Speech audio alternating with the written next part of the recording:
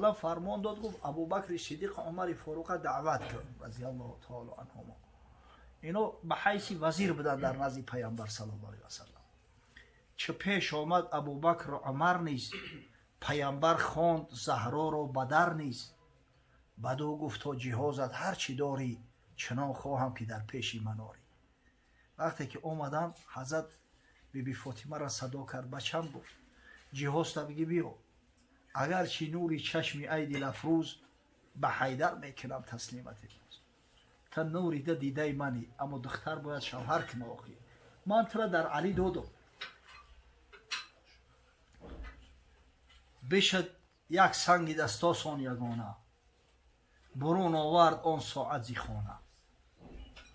یکی کهنه حسیر از برگ خرما، یکی مسواک نعلین مترا، یکی کاسه زی چوب آورد با هم. این کاسه چوبیش همی طبق چوبی، یکی بالیش زی چرم میش محکم، یکی چادر ولیکن 7 پاره، چادرش 7 پارگی داشته. همه آورد و آمد در نظاره. گفت اینم جهازی من همی خواهی. دخترای امروزه وری گریه و فیغان نبرداشت. پدرای بیچاره با میروان ای بانک قرض میکنن، خونه‌شون رو در پشت و چپا میکنن، بعد 5 سال دیگه قرضی بانک میکنن که دختر ما یگون جهاز کنم.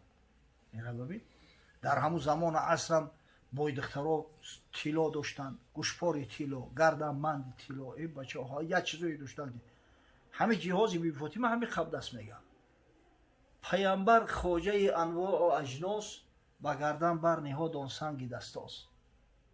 ابوبکر آن حسیر آنگاه برداشت، عمر بالش گرفت راه برداشت. حضرت صلی الله علیه و سلم دست و سنگ میگه سری حلقه کرد.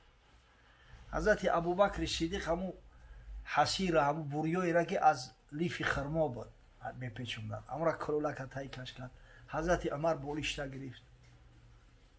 پس آنگه فاطمه دختی پیامبر به سر اندر کشید آن کهنه چادر. پس آن نعلین را بر پای خود بست، پس آن مسواک را بگرفت در دست. بیبی فاطمه میگه چادر را در سر کشید، کوشکوش پوشید، مسواک چوبا میگه در دستش گرفت و میگه که اسامه گفت من آن کاسه آنگاه گرفتم در کف برداشتم را حرکت کرده. میگه اکی یا نماینده عروسم با من میگه اون طبق رسید. اسامه ابن زید گرفتم تای کش کردم حرکت کردیم. چو پیش حجره حیدر رسیدم زگریه روی مردم می ندیدم. در همین راه میگه علمم کرد حق گریه دارم. پیامبر گفت ای مردی نکوکار چرا میگیری آخرین قدر زار. یکی حضرت متوجه شد گفت یا اسامه چی درد داری؟ یگون جو درد میکنه چی گریه داری؟ بدو گفتم زی درویشی ای زهرا مرا جان و جگر شد خون خورا. ببین تا قیصر و کسرا چی دارد ولی پیغمبر از دنیا چی دارد. کسی که خواجه هر دو جهان است جهازی دخترش اینک عیان است. اینک جهازی دختری خواجه هر دو سرا. حضرت گفت پیامبر گفت ای اسامه این نیست چه باید مرد هست این هم بس ای چیز. بچه هم گفت همین عاقبت کار مردن همین حساب و کتاب داره، همین مال حلال هم حساب و کتاب داره. لا تسالون عن النعیم، البته از نعمتو پرسیده میشوه. الله بیبی فاطمه جهازی بای نداره اما گفت بیبی فاطمه ادب داره، اخلاق داره. بیبی فاطمه حافظه قرآن ای. بیبی فاطمه به خاندان حضرت علی نور برد، صفا برد. از دامن پاک بیبی فاطمه خداوند به حضرت علی فرزندای نازنین را داده است. ای بچه حسن، حسین، زینب، ام کلثوم، اوخی فرزندای بیبی فاطمه زهرا شمعهای درخشان فضای اسلامند. نسلش تا به امروز الحمدلله رب العالمین آمده است. همین سادات واقعی و حقیقی که ما داریم همین نسل علی و فاطمه هستند. شنیدی حال پیغمبر زمانه تا میخواهی که یه داری جهانه. حال پیغمبر شنیدی تا که ای قفای دنیا میدوی. این را ببین فرزند تربیه که فرزندی خوب تربیه کرده انشالله در گجای باشه. دیدگی آدم میگه بر پدرش رحمت، بر پدرش رحمت. خوب زنده باشه خوب مرده انشالله رحمت برات میروه. برای اون که بر پدرش رحمت بگن فرزند آداب آموزاندن در کن، اخلاق آموزاندن در کن که انسان شوه، تربیه خوب ببینه، از قرآن آگاهی داشته باشه. از قرآن که آگاهی داشته باشه تو سرگردان نمیشه. با شما کجا برام چیکار کنم؟ ای مادر در معلمه خوب میشه و قسم به الله ای مادر در معلمه خوب در دنیا نیست. یه جو خوندم که در همی ولیکا بریتانیا یک تست گذراندن، یک مقصد یک سنجش کردن، یک جو یک بگیم دیدسات کردن، بهترین مربی های انگلیا را جمع کردن در هم دیدسات. فرزندای ای همه قابلیت نو که جمع میکنن در همونجا، بعد گذشتن 2 سال میگه مقایسه میکنن با یک زنی سردن استاتیستیچیسکی اما انگلیسکی، هم زنی که خیلی معلومات داره و فرزند چه خودش کلون کرده است در همین مسئله های عمده حیاتی. میگه اون هم که در همون سپیس پریومنیک بگیم که در همون مقصد سپیس دیدسات تعلیم گرفتیان، چنین همین کودکی که در بغل مادر کلون شده است در پیش مادر است، فراست عقل ندارن، جهان بینی ندارن. وی مادر بسیار تأثیری کلون داره در فرزندش. انمی بیبی فاطمه زهرا را در سال 2 هجری رسول خدا صلی الله علیه و سلم با حضرت علی داد. الکی در سال 3 هجری در اویلشون یک پسرچه تولد شد. حضرت در حفوظگی همون تفلک 2 گوسپند گرفت اومد به خونه حضرت علی را. اومد که حضرت هم کجای بر اومده دست نبودست در خونه. بی فاطمه را سوال کرد که با یک کوره بر اومد، مقصد ای پشتی یک کوره یک مهمه. حضرت تیغ در دست بی فاطمه داد و گفت یا فاطمه احلقی رأسه. فاطمه گفت سری همی کودک بتراش و توزنی و تصدقی بی وزنه من ورق، وزنش بکشه با وزن موی سرش نقره صدقه کن. و حضرت خودش هم دست و استین بر زده، هم 2 گوسپند کشت. همین وقت میگه حضرت علی کرم الله وجهه هم در اومد حضرت کمک کرد، خلاص کردن. با سوالش کرد گفت یا علی پسرچه مرا چی نام کردی؟ این حضرت پهلوان بود، جنگاور بود. همه آدمی که جنگاوره به همین جنگ میل داره کو، هر کسی رو باری کار ساختن، مهری آن رو در دلش انداختن. گفت یا رسول الله حرب جنگی نومشم من امید کردم که خدا اگر بچم بته جنگش نمیکنم. نگو این پسرچه ما حسنه، خدا بگیره همین جنگ. همین جنگ چیه خودش؟ یک کیلو هم آدم دوست میداره. این جنگ هیچ من چی نداره، فایده و منفعت نداره. خیلی وقتی که با سر تمیاین و دیگه گپه آخی، وقتی که جای ناموس و جای ننگ میشه و دیگه مسئله های نگی همین پروست تک آدم به عقل جمع میکنه. گفت پسری من حسن نام داره. حسن یعنی زیبا، خوب، نیک. همین قدرتی پروردگار از بین 1 سال میگذره. این حضرت علی را در دلش قصد کرده بود، نظر میکنه که همین دفعه خداوند بچه‌ام بته ایش ان شاء الله حرب میکنه. همین 1 سال پس با پسرچه تولد میشه. حضرت اومد از بس که حضرت علی چی نداشت توخی. بعد پیغمبر برای مسلمانان را از پدر و مادرشون اولاتر ای جاناشو عزیزتر نباشه. این وظیفه پدر ای بابا نیست. یک کس شنیده میگه ایز نچید باید بابا میکرد از دم یکی کرد. حضرت 2 گوسپند گرفت آورد حضرت علی کش و بگو که علی گفت این پسرچه ما چی نام کردی؟ گفت یا رسول الله من همی قصد نیت داشتم کلانیش حرب نام کنم، شما که حسن گفته من همی شما قطعی مقصد حسنش نام کردیم، همیشه میگم حرب نام کنم. گفت نه این حسینه. بگو یا علی اقبح الاسماء الى الله حرب و مره. یا علی گفت از همه بدترین نام ها در پیش پروردگار نام این همی جنگی و نامی تلخه که خداوند دوست نمیداره. همین نام خوب من بفرزند. این نامی ای گفت حسینه، با همین اسمی تصغیر ای را گرفت. این حسینه ای گفت. همین مقصد که همین حسن و حسین به همین شکل تولد شدن. حضرت به حد دوست شو می داشت، به حد دوست می داشت. الهی نه یا دوگونی نیستن. ولی ما عادت داریم گجای یا حسن بینی میفهمی که حسین هم داره و دوگونی کرد. مقصد یا دوگونی نیستن. ҳасан ай ҳусайн 1 сол калон ай писари калони ай ҳасан як рӯз ҳазрат дар намоз сар дар саҷда мондаи сарша намебардора дрози баъд истодан шояд 2-3 дақиқа ури ин саҳоба гуфтанд ки шояд ба пайғамбар саллаллоҳу алайҳи ва саллам ваҳй қабули ваҳй баъде ки ҳазрат қай сара бардошта ба боқифодаи намоза халос карданд гуфтанд ё расулаллоҳ магар ваҳй омад ки дар саҷда ӯ қадр роз истоди гуфт ами ҳасан омад дар болои гарданам суор шуд ира чиш бигум охи ира бибинед маҳаббата бибинед ҳазрат аз болои минбар дар рӯзи ҷумъат суҳбат дошт аз болои минбар хутба мехонд ҳазрат ҳамин ҳасан як вақт давид омад ҳазрат ай болои минбар фурмат гирифт оғӯшаш кард бусаш кард ҳамин рафтор ярҳамукаллоҳ ва яшфи ҳамин рафтору кирдор дар миёни араб набуд барои ора западло будасти бисёр аҷиб тааҷҷуб мекардам ки нахуб мақсад бузурге мисли расули худо саллаллоҳу алайҳи ва саллам ай пишти як гудакак сарсону саргардон як гудаки фисаш дар параи рухсораша мачак кунад як шахсияти бисёр маъруфу машҳур аст бо номи ақра ибни ҳобиси тамимӣ ин сардори қабила ай ақра ибни ҳобис бисёр шахсияти маъруфай дар араб ҳамин шахс омад назди ҳазрат саллаллоҳу алайҳи ва саллам мусалмон шид ҳамроҳи ҳазрат шиштагӣ буданд ки нохост ҳамин ҳасан давид омад гардани расулуллоҳ саллаллоҳу алайҳи ва саллам омад гирифт оғӯш кард ҳазрат ҳамита ба маҳаббат бусаш кард ин ба тааҷҷуб нигаҳ дорад ба гуфт ё расулаллоҳ ҳамин гудаки ҳамин тифлаки фисину майдаак ҳамачак мекунӣ ту гуфт бале гуфт ман 10 писари нозанин дорам то ҳоли ягон чабуса кардаги нестам ба я ифтихор амирада оли баъзе одам чамо мекунӣ ҳамин гудака қатид мегирӣ ай пишти ҳамин гудак саргардонӣ оҳо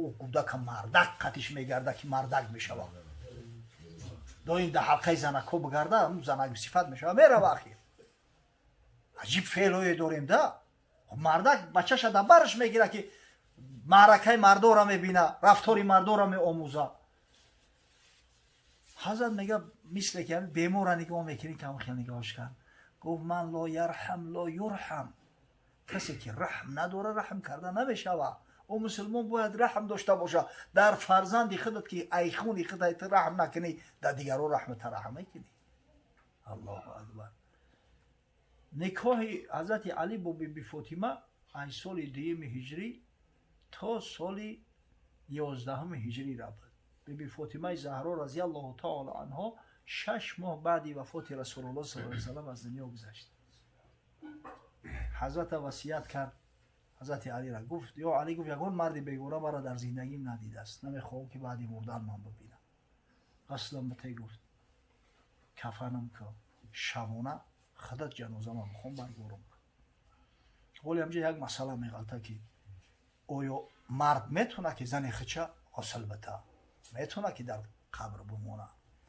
назди ҷумҳур дар назди 3 мазҳаб мазҳаби моликӣ шофиӣ ва ҳамбалӣ метавона далелшу ан ҳамин ривоятай ки ҳазрати алӣ разияллоҳу таъола анҳу биби фотимаи заҳро разияллоҳу таъола анҳуро ғасл дод меган кафан кард худаш дар қабр монд фақат дар мазҳаби мо аҳноф ҳамиҷа амира чӣ надоранд аввалан меган 100% исбот шудагӣ нест ки алӣ худаш ғуслаш дод ӯ сухане ки ё алӣ худат ғуслам бита яъне ки тадоруки ғусли мана бубин на ин ки ба дасти худат ғусл деҳ ҳатто меган ки дар мазҳаби мо ки ба баъзе ривоёт уми айман мега ҳамун канизи пайғамбар саллаллоҳу алайҳи ва саллам буд ҳамун биби фотимаро ғусл дод аммо ба ҳар ваҷҳ сурат не ки мо рад карда наметавонем ки ривояти саҳиҳай ба ҳамин хотир меге агар мо таслимам бишем ки ҳақиқатан ҳазрати алӣ биби фотимаи заҳроро худаш ғусл додааст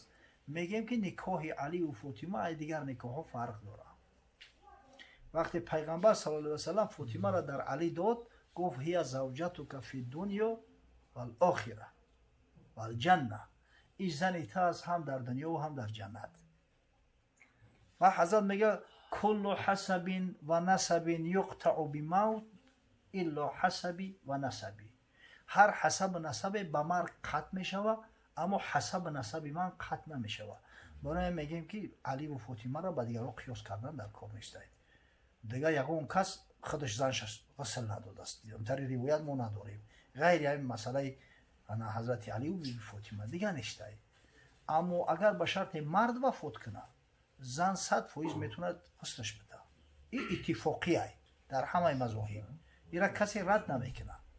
حضرت ابوبکر صدیق وقتی از دنیا گذشت اویلش زوجه همو حضرت اسما بنت امیس رضی الله تعالی عنها، مادر یعنی محمد، پسر ابوبکر صدیق از اسما بنت امیس محمد نام داره. انا مادر محمد غسلش داد. چرا برای زنک رخصتای برای مردک نه؟ برای اون که مردک عیده نمیپوید کو. غیر هم حالتهای فوق العاده که ذکرشون رفت که مثلا اگر مرد بخواه که قشنگری خچه بگیره یا یکون جیانی زنش بگیره حتما باید عیده همون مرگ همون زنک نگاه کنه بیشتر. یا مردی هسته که 4 زنه های این فرض کردیم زنی 4مش مرد تا عیده همون زنی 4مش نگذره دیگه زن گرفته نمیتونه. یا زنی 4مش طلاق داد تا عیده طلاقی 3 عیده طلاقی تا عیده زنی طلاق همون زنی 4مش نگذره دیگه زن گرفته نمیتونه. در دیگر حالتو مرد عیده نداره کو، اما زن همیشه عیده داره. حدود 3 ماه میگذره بعد مرگ نه، عیده مرگ 4 ماه و 10 روز. این 4 ماه این دلیل قرآنی این مقصد ایرا به ترازوی عقل سنجیده نمیشه. والمطلقات یتربصن بانفسهن 4 اشهر و 10 والذین یتوفون منکم و یذرون ازواجا یتربصن بانفسهن 4 اشهر و 10. زنهایی که مقصد شوهراشو وفات میکنن، انا مقصد بعدی وفات شوهر عیده میپوین مقداری 4 ماه و 10 روز. از بس که زنک در عیده هم شوهر شای تو زمانی هم 4 ماه و 10 روز نگذره در خونه هم شوهر زندگی میکنه، نفقش در حساب هم مقصد همو خانواده همین خاطر مقصد زنک اولی پره طلاق گویا شدگی نیسته میتونه که شوهرش غسل بده. اما از مردک در حال قطع که میشه دیگه حقی در گور موندن هم نداره، ولی همو در قبر موندن نه بعضا همین بی اندیشگی میکنن. انا خیلی اگر به شرط همه بیگانه باشه یکون محرم زنک نباشه ای دیگه بیگانه بوده شوهر بهتره. نه که وقتی که محرموی زن هسته، برادروش هسته، فرزنداش هسته، مقصد کسایی که نکاح این زن با اونا حرام ای درست نیست محرم هم یورم میگن، شوهر حق نداره که جسه زنش بگیره و در داخل قبر بگذاره. خداوند حفظ کنه، برکت بیاره. این همین تاریخی مختصره که انا دخترای پیامبر صلی الله علیه و سلم. آیا سوالت بود که چند قبل برو؟ ماشاءالله. انت تواب الرحیم. پروردگار ثواب نورانیت تلاوت کلام بزرگت رو، ثواب این نشیدهایی را که ایشان قاری سرودند، ثواب این نان و طعام ها را که به خاطر خشنودی و رضای تو برای احیای سنت حبیبت محمد صلی الله علیه و سلم صاحبای این منزل آماده کردند، اولا به درگاه بی‌نیازت قبول فرما، بعدا برسان به ارواح جمیع پیغمبران، خاصتا به روح رسول الله صلی الله علیه و سلم. خدای روحیان حضرت را از امتهایی که سعی میکنند سنت پیامبر صلی الله علیه و سلم همیشه زنده دارند، بالای چشم سر میگذارند، شاد و مسرور و خوشنود و راضی گردان و فردا روز قیامت از شفاعت آن حضرت صلی الله علیه و سلم ایشان قاری ابوالقاسم ما را همراه اهل خاندانش، همراه مهمانانش، مجموعاً جمیع امت با غیرت، با همت، صائم و قائم شه برخوردار و بانصیب گردان. ان شاء الله اهل قرآن اهل الله هستند، اهل رسول الله صلی الله علیه و سلم هستند. ان شاء الله همراه پیغمبرها در فردوس اعلی پروردگار مستقرشان میگرداند. پروردگار از شفاعت آن حضرت صلی الله علیه و سلم برخوردار و بانصیب گردان. بعدا برسان بر روح جمیع مؤمنین و مؤمنات، مسلمین و مسلمات، جمیع ارواحی که از ایشان قاری امید دعا دارند، خاصتا بر روح والدین مرحومش، خشا به حال او پدر و مادری که بعد سر خود فرزند نبیرهای حافظ قرآن باقی میگذارند. ان شاء الله حکم زنده را دارد، در همون قبرش هم ان شاء الله یک گلشن به امر پروردگار به یک گلشن مبدل میگردد.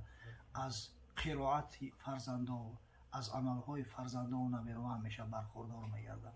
پروردگار را در منزل ایشان قاری فیض برکات خیرات و حسنات ایشان نازل فرما. خداوند ببیر و ویده و ببیر و میسر از جمیع بلا و گزنده و حفظ کن. به همین نامای زیبای قرآنی موافق و مناسب به کمالشان برسان. پروردگار حافظه قرآنشان بگردان. جامعه احتیاج دارد به دخترای صالحه و حافظه. صف شماره همین شعر بچه‌ای را که وقتی خداوند دختر شد دخترها را تعلیم و تربیت میکنن، شعر زن وقتی که تربیت کرده به کمال میرسونن، در جامعه زیاد بگردان و فرد و روز قیامت همنشین رسول الله صلی الله علیه و سلم شون بگردان. ربنا افتح بیننا و بین قومنا بالحق و انت خیر الفاتحین برحمتک.